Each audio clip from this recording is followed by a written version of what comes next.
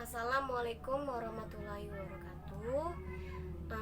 Saya dari kelompok 8 ingin menjelaskan presentasi dari kelompok kami dengan saya sendiri, Handriani Januarita, MPM 1851040383, dengan teman-teman saya nantinya ada Leona Febi Hapsari dengan Reza Atridayansyah.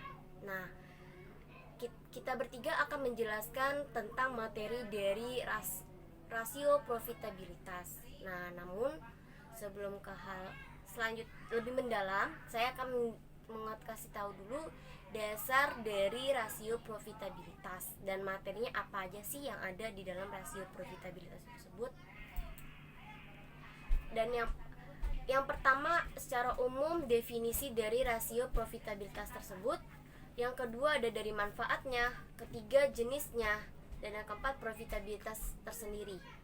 Nah, di sini saya akan menjelaskan definisi. Seperti lihat dari gambar, rasio profitabilitas ini menunjukkan peningkatan ke atas, ya. Dan definisinya apa sih dari rasio itu? Profitabilitas merupakan hasil bersih dari sejumlah kebijakan dan keputusan perusahaan. Rasio profitabilitas ini mengukur seberapa besar kemampuan perusahaan dalam menghasilkan keuntungan. Nah, dalam definisi dari Gitman, profitability is the relationships between revenues and costs generated by using the firm's assets, both current and fixed and productive activities. Nah, pengertian secara lainnya rasio profitability adalah metrik keuangan yang digunakan oleh analis dan investor untuk mengukur dan mengevaluasi kemampuan perusahaan untuk menghasilkan keuntungan atau laba relatif terhadap pendapatan, aset neraca, biaya operasi, dan ekuitas pemegang saham selama periode waktu tertentu. Nah, rasio ini menunjukkan seberapa baik perusahaan menggunakan asetnya untuk menghasilkan laba dan nilai bagi pemegang saham. Rasio atau nilai yang lebih tinggi biasanya dicari oleh sebagian besar perusahaan karena ini biasanya berarti bisnis berkinerja baik dengan menghasilkan pendapatan, laba, dan arus kas.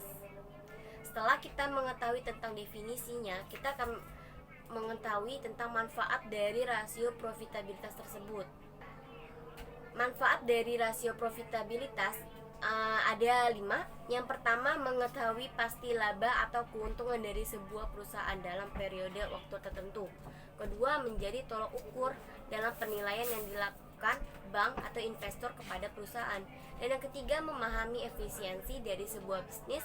Keempat, bagi manajer perusahaan, rasio profitabilitas bisa menjadi pegangan untuk mengevaluasi kinerja dalam perusahaan. Dan terakhir, menjadi tolak ukur bagi trader saham dalam menilai apakah saham suatu perusahaan itu layak dibeli atau tidaknya. Setelah itu kita ke jenis. Nah, jenis profitabilitas ini ada 2, ada dari rasio margin dan ada yang dari rasio pengambilan. Nah, setelah itu kita mengetahui dulu rasio jenis profitabilitas dari rasio margin. Nah, kalau rasio margin ini mewakili kemampuan perusahaan untuk mengubah penjualan menjadi keuntungan pada berbagai tingkat pengeluaran. Contohnya, margin laba kotor, margin laba operasi, margin laba bersih, margin arus kas, EBIT, EBITDA, EBITDA, NOPAT, rasio biaya operasi, dan rasio overhead. Nah, sedangkan dalam rasio pengambilan mewakili kemampuan perusahaan untuk menghasilkan pengambilan kepada pemegang saham atau para stakeholder.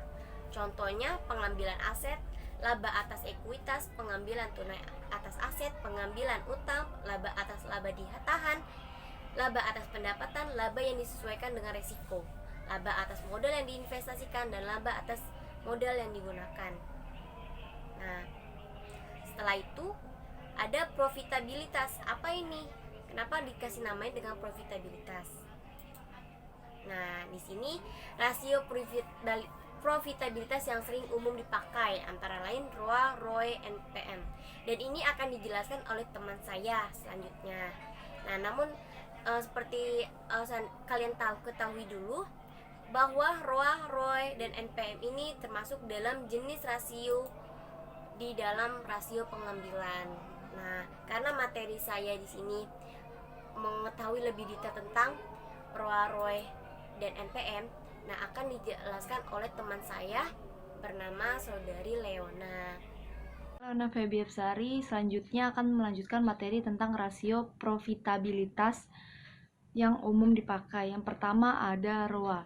Jadi ROA itu singkatan dari Return on Asset atau rasio pengambilan aset. Seperti namanya, menunjukkan presentasi dari laba bersih relatif terhadap total aset perusahaan.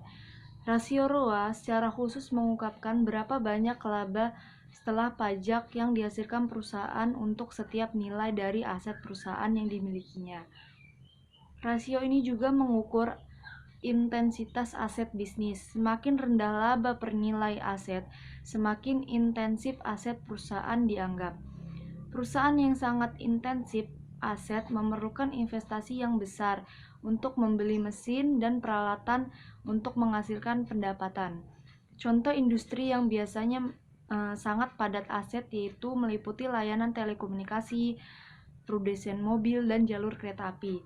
Contoh perusahaan yang tidak perlu padat aset adalah agen periklanan dan perusahaan perangkat lunak. Rumus dari ROA itu sendiri ada pendapatan bersih atau total aset. Selanjutnya saya akan menjelaskan tentang ROE yang kedua. Jadi ROE ini adalah Return on Equity. Adalah rasio yang menyatakan persentase dari laba bersih relatif terhadap ekuitas pemegang saham atau tingkat pengembalian uang yang dimasukkan oleh investor ekuitas ke dalam bisnis. Rasio ROE adalah rasio yang sangat diperhatikan oleh analis saham dan oleh investor. Rasio ROE yang tinggi dan menguntungkan sering disebut sebagai alasan untuk membeli saham perusahaan. Perusahaan dengan return on equity yang sangat tinggi biasanya lebih mampu menghasilkan uang tunai secara internal dan karenanya kurang bergantung pada pembiayaan utang. Rasio return equity dihitung dengan cara membagi laba bersih pada ekuitas pemegang saham tersebut. Rumus dari ROE itu sendiri adalah laba bersih setelah pajak dibagi dengan ekuitas pemegang saham. Selanjutnya yang kedua ada NPM. Jadi NPM ini margin laba bersih atau net profit margin adalah rasio untuk mengukur laba bersih perusahaan dan membaginya menjadi pendapatan total. Ini memberikan gambaran terakhir tentang seberapa menguntungkannya perusahaan setelah semua biaya termasuk bunga dan pajak telah diperhitungkan. Alasan untuk menggunakan margin laba bersih sebagai ukuran profitabilitas adalah karena memperhitungkan semuanya. Kelemahan dari metrik ini adalah ia mencangkup banyak noise atau seperti mengeluarkan dan keuntungan satu kali yang membuatnya lebih sulit untuk membandingkan kinerja perusahaan dengan para pesaingnya. Rumusnya itu ada beban atau penjualan neto. Selanjutnya materi contoh soal akan dijelaskan oleh rekan saya yaitu Reza. Baiklah, di sini saya akan menjelaskan contoh soal dari materi yang sebelumnya. Contoh soal yang pertama yaitu tentang ROA atau pengembalian aset.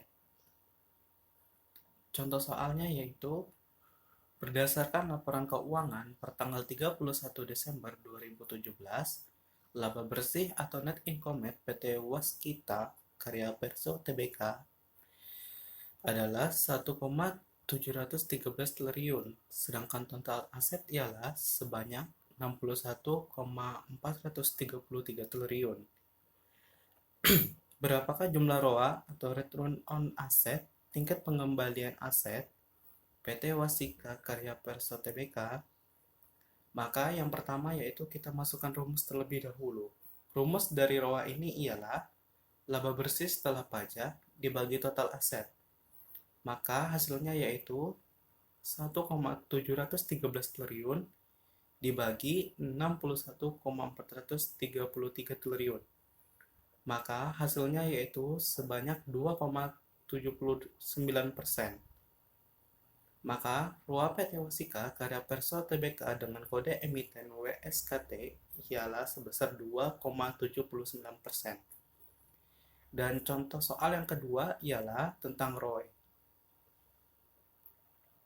Langit Biru bergerak pada bidang usaha dagang sepatu olahraga.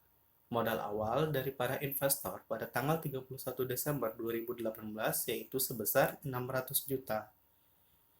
Dari hasil perhitungan periode akuntansi terdapat laba bersih sebesar 1 miliar. Pada tanggal 31 Desember 2019, ekuitas modal akhir didapatkan sebesar 800 juta. Nah, di sini ada dua langkah. Yang langkah pertama yaitu menghitung ekuitas rata-rata pemegang saham. Maka nilai ekuitas rata pemegang saham adalah 600 juta ditambah 800 juta sama dengan 1,4 miliar.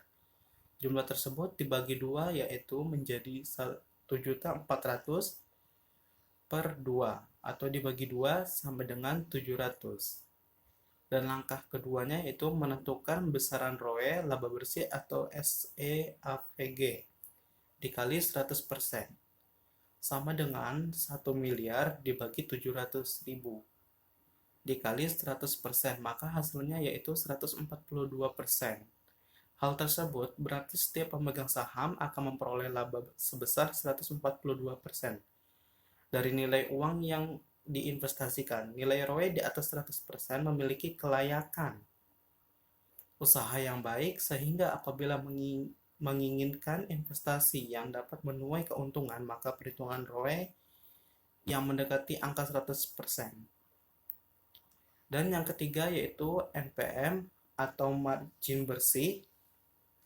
Pada tanggal 25 April 2018, LPCK merilis laporan keuangan kuartal pertamanya, yakni kuartal 1 2018, di mana laba bersih yang dihasilkan adalah sebesar 80,8 miliar dan adapun pendapatan sebesar 319,7 miliar.